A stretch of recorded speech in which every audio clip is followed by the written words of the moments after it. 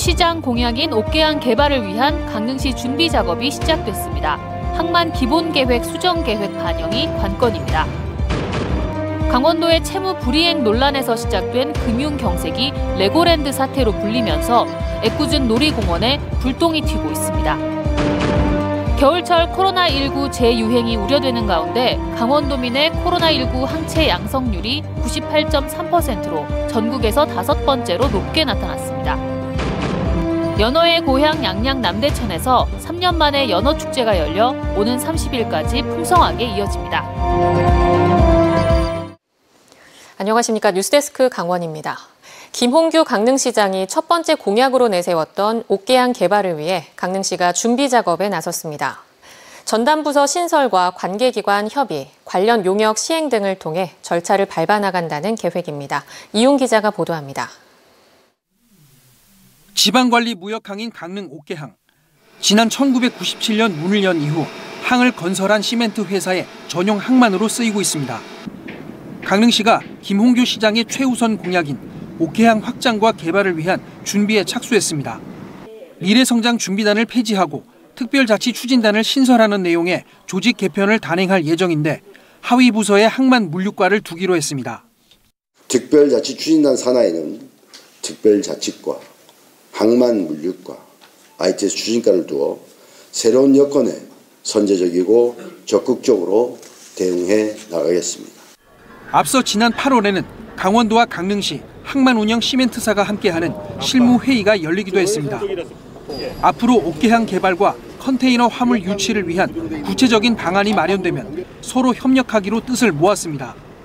이와 별도로 노후화된 옥계항 부도의 안전정밀 검사와 옥계 일반 산업단지 활성화 연계에 대한 준비 작업도 구상 중입니다. 옥계항에 부두 1개를 추가 건설하는 사업이 지난해 제4차 항만 기본계획에 포함된 가운데 항만을 확장 개발하거나 컨테이너 전용 부두를 만들려면 계획을 수정해야 합니다. 강릉시는 컨테이너 하역 인프라 구축과 물동량 유치 방안 등이 담긴 자체 용역을 시행할 예정이고 강원도는 추후 용역 결과를 해양수산부에 제출해 설득에 나선다는 계획입니다. 해양수산부가 수정 계획을 수립하는 시기는 오는 2025년 12월로 이전까지 충분한 설득의 근거를 만들어야 하기 때문에 기간이 촉박한 상황입니다. 그 절차 이행하는데 최소 1년 반 정도 부담이 있거든요. 그거 하고 나서 기본 계획에 반영하기 위한 어떤 관계기관 협의라든지 중앙항만 축제 심의회를 거친다면 최소 2년 이상 기간이 소요가 됩니다. 기간과 비용 면에서 녹록지 않은 옥계항 개발이 항만 기본계획 수정 계획에 반영돼 추진력을 얻을 수 있을지 관심이 쏠리고 있습니다. MBC 뉴스 이용입니다. 강원도가 강원중도개발공사의 보증 채무를 이행하지 않아 발생한 레고랜드 사태로 인해 레고랜드 테마파크가 때 아닌 피해를 입고 있습니다. 부도난 것 아니냐, 운영은 하느냐는 문의가 끊이지 않는 등 실적은 물론 이미지에 큰 타격을 받고 있습니다. 김도균 기자가 취재했습니다. 올해 5월 개장한 이후 70만 명이 찾은 춘천 레고랜드. 개장 이후 최대 위기를 맞고 있습니다. 최근 불거진 강원도 보증 채무 불이행 사태가 레고랜드 사태로 불리고 있기 때문입니다.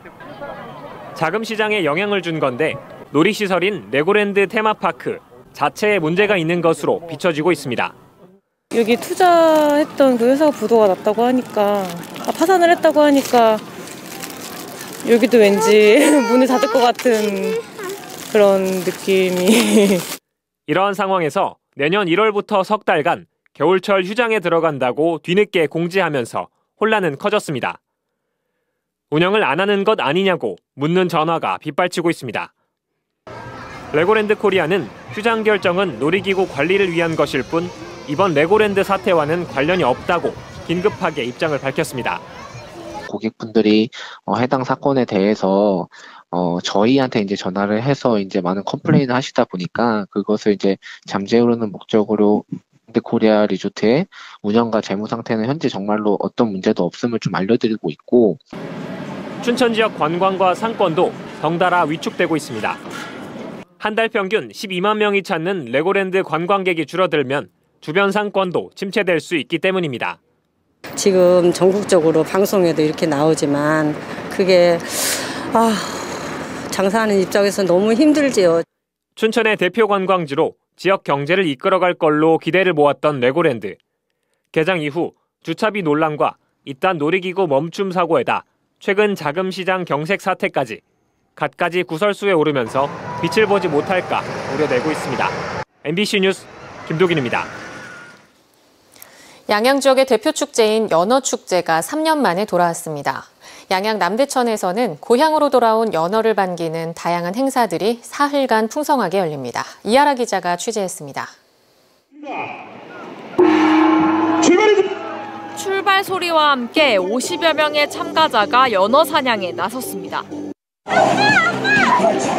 여기저기서 얼음 팔뚝만한 연어를 맨손으로 잡아 올립니다. 아이들에게는 바로 눈앞에서 물고기가 헤엄치는 모습을 볼 수 있는 생태 학습장입니다. 특히 연어가 바다에서 살다가 이렇게 강으로 오잖아요. 그래서 알을 낳고 하는 거에 대해서 신기해하면서 직접 보니까 좋은 교육의 현장인 것 같습니다. 3년 만에 열린 연어축제를 기념하며 비빔밥에 연어장을 올려 100명의 방문객에게 대접하는 행사와 함께 연어 튀김볼과 연어 김밥 등 10여 가지의 다채로운 연어 요리를 맛볼 수 있는 먹거리 장터가 열렸습니다. 연어 초밥 너무 맛있어요. 그리고 연어를 딴 데 가면 얇게 썰어서 얹어주는데 아주 두툼해요. 하나만 먹어도 입이 하나 가득. 먹어보고 싶은 게 많은데 배가 부족해. 먹물을 묻혀 종이에 연어의 모습을 담는 탁본뜨기 체험도 인기입니다. 특히 취약계층의 따뜻한 겨울나기에 수익금을 쓰겠다는 일부 음식점에 관광객들이 몰렸습니다. 10년째 지금 진행이 되고 있는 것이고요. 본 사업의 수익금은 취약계층에 대한 겨울철 난방유 내지는 연탄 나눔 봉사, 또 집수리, 또 제가 봉사 등에 사용이 됩니다. 양양 송이조각공원에서는 양양쌀 해뜨미로 만드는 전통주와 삼척과 홍천 등 강원 지역에서 재배되는 포도로 빚어낸 와인도 맛볼 수 있습니다. 양양구는 지난달 송이축제에 이어 이번 연어축제에도 10만 명의 관광객이 찾을 것으로 기대하고 있습니다.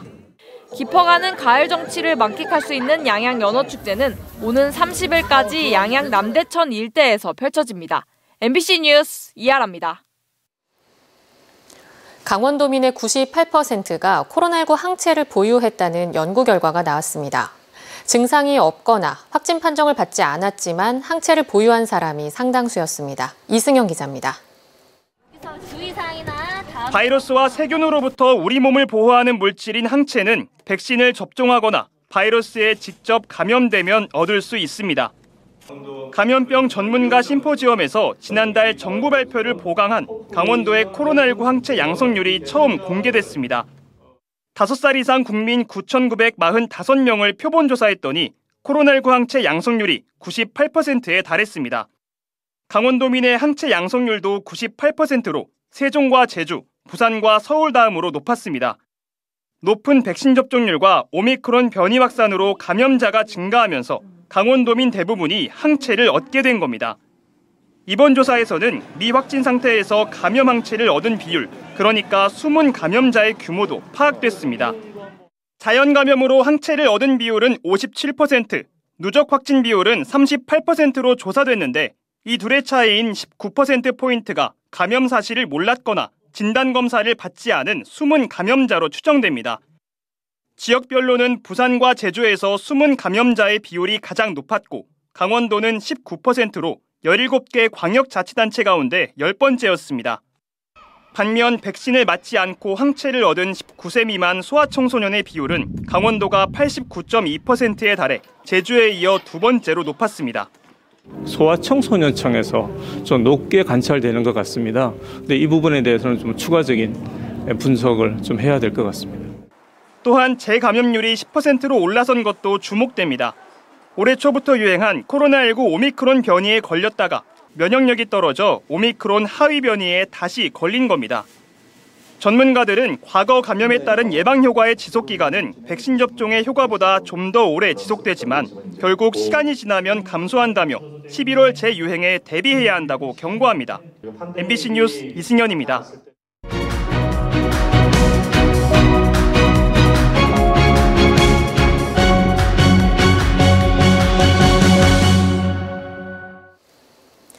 도내 코로나19 신규 확진자가 닷새 연속 1000명대를 유지하고 있습니다. 강원도 보건당국에 따르면 지난 24일 신규 확진자가 1000명대로 다시 올라섰고 오늘도 오후 6시까지 1380명이 추가돼 닷새 연속 1000명을 넘겼습니다. 지역별로는 강릉 220명, 동해 95명, 속초 89명, 태백 46명 등으로 누적 확진자 수는 75만 2,900여 명입니다. 6일 지방선거를 앞두고 명함의 허위 사실을 공표해 선거법 위반 혐의로 지난 6일 1심에서 벌금 80만 원을 선고받은 김진용 강릉시 의원이 항소를 제기하지 않아 형이 확정됐습니다. 춘천지법 강릉지원에 따르면 비정규 학력을 게재한 선거운동용 명함을 선거구민에게 배부하고 SNS에 게시하는 등의 혐의로 1심에서 벌금 80만 원을 선고받은 김진용 의원이 항소를 포기해 형이 최종 확정됐습니다. 김진용 강릉시 의원은 당선 무효형인 벌금 100만 원을 넘지 않으면서 의원직을 유지하게 됐습니다. 강원도 아파트값이 2년 10개월 만에 가장 큰 낙폭을 보이며 9주 연속 하락세를 이어가고 있습니다. 한국부동산원이 조사한 10월 24일 기준 넷째 주 가격 동향에 따르면 이번 주 아파트값 추이는 마이너스 0.11%로 2019년 12월 마지막 주 0.14% 이후 최대 낙폭을 보이고 있습니다. 춘천은 0.23%, 원주는 0.15% 내리며 각각 15주, 25주 연속 하락하고 있습니다. 강릉은 0.02%, 태백은 0.01% 내렸고 속초와 동해 삼척은 보합세를 보였습니다. 전세 가격은 8주 연속 하락한 가운데 0.18% 내렸고 특히 춘천은 마이너스 0.2%, 원주는 마이너스 0.39%로 내림폭이 컸습니다. 강릉 서부시장 일원 지역 활성화 사업을 기념하는 행사가 열렸습니다.